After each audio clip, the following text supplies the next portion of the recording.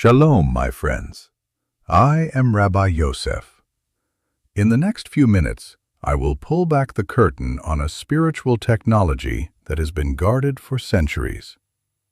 I am going to give you, right here in this video, an ancient Torah prayer that is specifically engineered to open the floodgates of heaven and bestow upon you what the sages call Shefa, a divine, overflowing, and unstoppable abundance. This is not about positive thinking. This is not a metaphor from a self-help book. This is a spiritual tool, a precise sequence of words, intentions, and actions that can fundamentally restructure your financial reality. This is the key that can turn the lock on the cage of scarcity you may feel trapped in. But before we unlock this ancient secret, I need you to make a declaration. This is not for me. It is for you. It is an act of spiritual alignment. Go to the comments section right now and write, "I am ready for divine favor." By typing these words, you are sending a signal to the universe, a notification to the angelic forces that you are no longer willing to participate in the illusion of scarcity. You are declaring that you are ready to receive the blessings that are your divine birthright. Do it now. I will wait. If you are new to this channel, I ask you to join our mishpacha, our spiritual family, by subscribing. We are on a sacred mission to reach 100,000 souls with this ancient and life-altering wisdom. When you subscribe, you are not just clicking a button. You are raising your hand and saying, "Count me in for this spiritual revolution." So please, click the subscribe button and the notification bell so you do not miss the powerful teachings we share here. And for those of you who are truly serious about accelerating your journey, for those who feel a burning desire to go deeper into these mysteries, for a limited time, I am opening the doors to the Torah Millionaire Business School for just $299. This is the inner sanctum, where I unveil the full Torah wealth system, a complete blueprint for spiritual and financial mastery. The doors are closing very soon. The link is in the comments below. Now, let us begin. I want to take you back to a time in my life that I rarely speak about, a time of profound struggle and deep, suffocating darkness. Today, you may see me as a teacher, a guide, a rabbi. But there was a time when I was a student of desperation. My beloved wife and I were newly married, living in a tiny, cramped apartment in Jerusalem with barely enough money to cover our rent. I was a young scholar, studying the Holy Torah day and night, immersing myself in the infinite ocean of God's wisdom. But my physical world, the world of bills and bread, was crumbling around me. I remember the gnawing shame of having to borrow money from my father-in-law just to buy groceries for Shabbat. I remember the knot of acid that would form in my stomach every time the phone rang, fearing it was another creditor with another harsh demand. I would see my wife, my righteous and patient wife, looking at a stack of unpaid bills, her beautiful face etched with a worry she tried so hard to hide from me. And in those moments, I felt like a complete and utter failure. I was supposed to be a man of God, a man of faith, yet I could not provide for my own family. The world, and even some religious voices, whispered a poisonous lie into my ear, that spirituality and poverty were noble partners, that to be holy, one must be poor. But in the deepest chambers of my heart, in my neshama, my soul, I knew this was a lie. I knew the God of Abraham, Isaac, and Jacob, the God who promised a land flowing with milk and honey, was a God of abundance, not a God of lack. Yet my reality did not reflect my faith.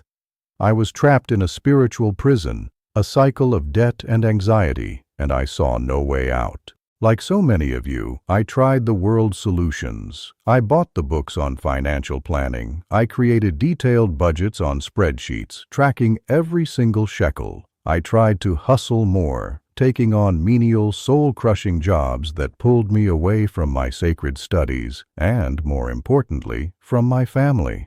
I listened to the so-called financial gurus on the radio who spoke of diversification, mutual funds, and investment portfolios. It all sounded so logical, so smart.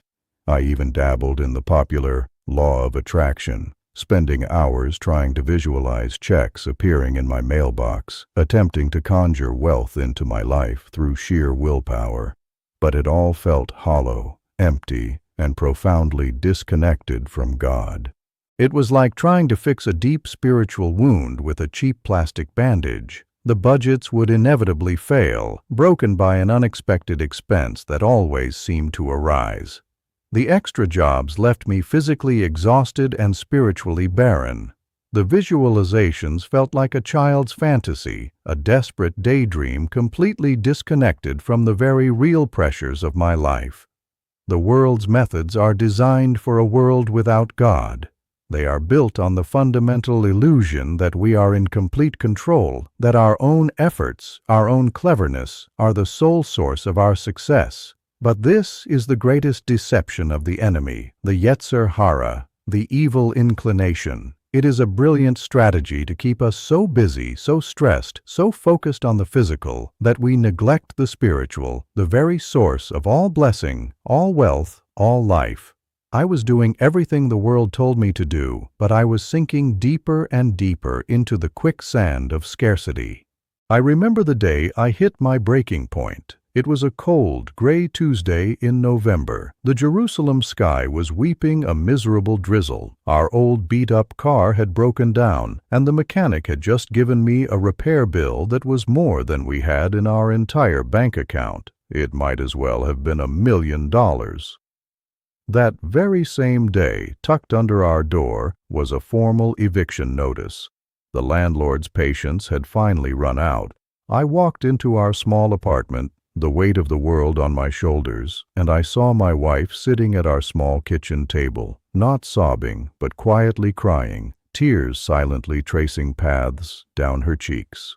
In that moment, something inside me shattered. The illusion of control, the pride, the pretense that I could handle it all crumbled into dust. I walked into my tiny study, a room barely larger than a closet, closed the door, and fell to my knees on the cold floor. I cried out to God, not with a polite, composed prayer, but with a raw, primal, desperate scream from the depths of my soul. "Master of the universe," I cried, my voice choked with tears, "I have followed you. I have dedicated my entire life to your Torah. Why have you forsaken me? Is this my reward? Show me the way. Show me the truth. I will not rise from this floor until you give me an answer." And in that moment of complete surrender, I made a vow.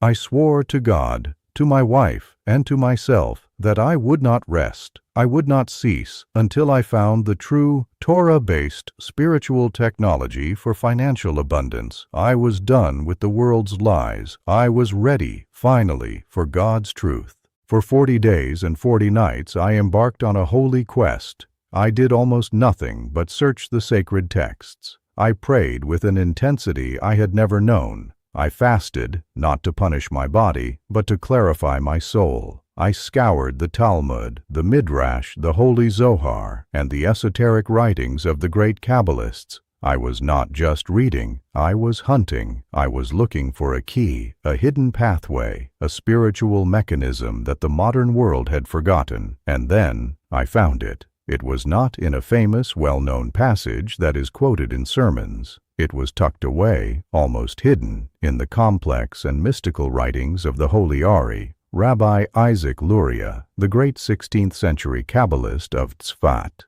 The Ari, in his magnum opus, Etz Chaim, the Tree of Life, explained that our financial reality is not a reflection of our efforts, but a direct reflection of the flow of Shefa, divine energy, into our lives. When this flow is blocked, we experience lack, struggle, and poverty. When this flow is open, we experience abundance, ease, and overflowing blessings. The block, he taught, is not physical, it is spiritual. It is a blockage in our consciousness. It is caused by a deep-seated belief in the illusion of scarcity. The Torah anchor for this profound teaching is found in the book of Deuteronomy, chapter 8, verse 18. The verse says, "And you shall remember the Lord your God, for it is He who gives you the power to get wealth." The Ari explained that the key word here is power, in Hebrew, coach. This word does not just mean physical strength or effort. In the mystical sense, coach means the spiritual capacity, the vessel, the container to receive. Our job is not to create wealth. That is God's job. Our job is to build the vessel, the coach, to receive the infinite wealth that God is constantly sending our way. This was the paradigm shift. I had been trying to create wealth when I should have been focusing on creating the capacity to receive it. This monumental discovery led me to the protocol itself, a three-step spiritual technology that the Ari and his disciples referred to as the Tefillat Hakli Zahav, the prayer of the golden vessel. It is a practice designed to systematically dissolve the spiritual blockages in your consciousness and build your coach, your spiritual capacity to receive divine abundance. Now, I'm going to give you this practical application. I want you to get a pen and paper and write this down. You must perform this protocol every single morning for 30 consecutive days without fail. This is not a magic trick. It is spiritual training. Step 1 is the Hachrazat Habitachon, the declaration of trust. Before you do anything else in the morning, before you check your phone, before you read the news, before you speak to anyone, you will stand, face east towards Jerusalem, and say these words aloud. Ata noten koch la'asot chayil. This is the Hebrew phrase from Deuteronomy, meaning, you give the power to get wealth. You will say this 3 times with deep kavana or intention. Feel the truth of it in your bones. You are not asking for wealth. You are acknowledging the one and only source of all wealth and aligning your entire consciousness with that divine source. You are reminding your soul that God is your business partner. Step 2 is the Tefillat HaParnasa, the prayer for livelihood. Parnasa is the Hebrew word for livelihood or sustenance. You will now recite a specific, powerful prayer, which is a unique combination of psalms and blessings that I have compiled based on the Ari's hidden teachings. I have written the full prayer down for you, both in Hebrew and in English transliteration and translation. It will be in a pinned comment right below this video. You must recite this prayer with a lit candle in front of you. The flame of the candle symbolizes the divine light, the or, that you are drawing into your life and into your vessel. The words themselves are a powerful spiritual tool, but the intention behind them is the key. You must infuse the words with the desperation you felt at your breaking point and the absolute certainty you now have in God's salvation. It is this combination of emotion and faith that activates the prayer. Step 3 is the Pulat HaToda, the action of gratitude. Immediately after you finish the prayer, you must perform an act of giving. You must give a small amount of charity, or tzedakah. It can be a single dollar, a quarter, or even a few cents placed into a charity box. The amount is completely irrelevant. The act of giving, especially immediately after asking to receive, is what powerfully opens the vessel. It is a physical demonstration of your faith that you have already received. It short-circuits the ego's primal fear of scarcity and solidifies your consciousness of shefa. It tells God, I trust you so much that I can afford to give, because I know you are already refilling my cup. This 3-step process, when done consistently, realigns your entire being, your mind, your heart, and your actions with the frequency of divine abundance. I began to practice this protocol with the fierce desperation of a drowning man clinging to a life raft. I performed it every single morning, without fail, in my small, cold study. For the first week, nothing happened. The eviction notice was still on our door. The car was still broken. The bills were still piled high. I was tempted to despair, to believe that this was just another false hope, another spiritual dead end. The Yetzer Hara whispered in my ear, "You are a fool. This is nonsense. Go get a third job." But I remembered my vow. I remembered the tears on my wife's face. I persisted. And then, on the 8th day, the miracles began. They were small at first. I received a letter in the mail from a distant relative I hadn't spoken to in years. Inside was a check for an amount that was almost the exact cost of the car repair. A few days later, a man from our synagogue, a wealthy businessman I barely knew, approached me after morning prayers. He said, "Rabbi, I've been watching you. I see your dedication. I have heard about your financial struggles. I want to sponsor your studies, and I want you to teach a weekly class to my employees. I will pay you a salary that is more than enough to cover your rent and all your expenses." Within 1 month, my entire financial reality had been utterly transformed. Money began to flow into our lives from the most unexpected sources. Opportunities appeared out of nowhere. But the greatest transformation was not in my bank account. It was in my soul. The constant gnawing anxiety that had been my companion for years was replaced by a deep, profound sense of peace, a shalom that passes all understanding. It was a profound knowing that I was cared for, that I was provided for, that my Father in heaven had my back. I had moved from a consciousness of lack to a consciousness of abundance. I had become a living testament to the power of this sacred spiritual technology. And so now, my friends, I give this sacred technology to you. I am placing this powerful key into your hands. I charge you to not just listen to these words, but to apply them. Do not let this be another interesting video you watch and then forget. Let this be a turning point in your life. You have the tool. You have the instruction. The only thing missing is your action. Take this seriously. Commit to the 30 days. Your life is worth that commitment. I bless you that as you apply this prayer of the golden vessel, the windows of heaven will open for you so wide that you will not have room enough to contain the blessings.